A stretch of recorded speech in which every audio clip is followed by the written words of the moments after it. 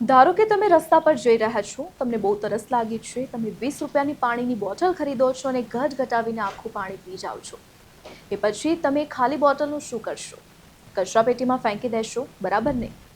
બસ આ જ રીતે કોઈ માણસે તમારો ઉપયોગ કર્યો, જ્યાં સુધી એની જરૂરત હતી ત્યાં સુધી એને તમને ખાસ બનાવ્યા, અને જેવો તેમનો સ્વાર્થ પૂરો થયો કે એમણે તમને કચરાની જેમ લાઈફમાંથી બહાર ફેંકી દીધા.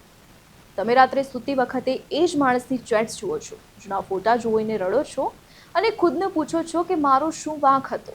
સાયકોલોજી કહે છે કે વાંક તમારો ન હતો, વાંક તમારી એ આદતોનો હતો.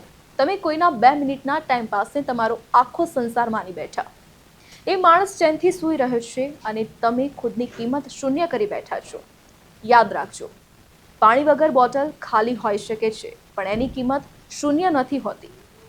ખુદને એટલા કિંમતી બનાવો કે જેને તમને બહાર ફેંક્યા છે ને, એ એક દિવસ તમારો જ એક ડ્રોપ મેળવવા માટે તરસી જાય.